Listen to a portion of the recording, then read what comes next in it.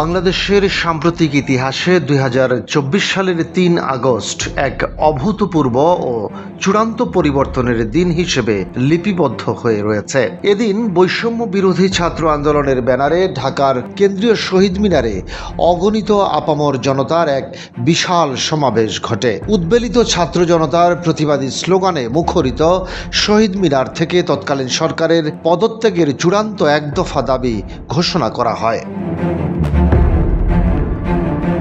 একই সঙ্গে সর্বাত্মক অসহযোগ আন্দোলনের ডাক দিয়ে আন্দোলনকারীরা কর ও ইউটিলিটি বিল প্রদান বন্ধ সহ ১৫ দফা নির্দেশনা জারি করেন। শিক্ষার্থীদের এই আন্দোলনের সঙ্গে সংহতি জানিয়ে ধানমন্ডি থেকে আসা সংস্কৃতি কর্মী, সাবেক সেনা কর্মকর্তা ও সাধারণ মানুষ রাজপথে নামেন। তৎকালীন রাজনৈতিক অস্থিরতায় বিএনপিও এই আন্দোলনে তাদের পূর্ণ সমর্থনের কথা জানায় এবং আন্দোলন আরও বেগবান হতে শুরু করে।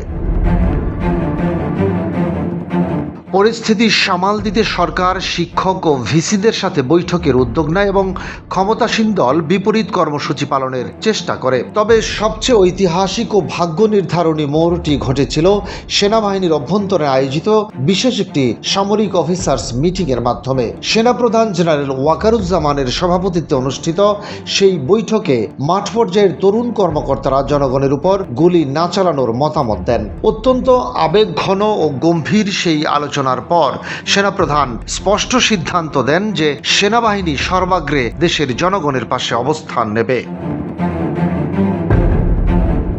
সামরিক বাহিনীর এই মানবিক সিদ্ধান্ত সরকারের দমন পীড়নের পথকে এক প্রকার রুদ্ধ করে দেয় এবং আন্দোলনকারীদের চূড়ান্ত বিজয়ের ইঙ্গিত দেয়। পরদিন ৪ আগস্ট আন্দোলনকারীরা লং মার্চ টু ঢাকা কর্মসূচি ঘোষণা করলে সমগ্র দেশের ছাত্র জনতা একাত্ম হয়ে রাজধানীতে মিলিত হয়। অবশেষে ৫ আগস্ট বিশাল গণঅভ্যুত্থানের মুখে দীর্ঘদিনের স্বৈরাচারী শাসন ব্যবস্থার পতন ঘটে এবং শেখ হাসিনা দেশ ত্যাগ করতে বাধ্য হন। ঐতিহাসিক ৩ আগস্টের দূরদর্শী এক দফা দাবি ও সেনাবাহিনীর ঐতিহাসিক সিদ্ধান্তই মূলত ২৪-এর ছাত্র জনতার এই অর্জনের মূল ভিত্তি গড়ে দিয়েছিল।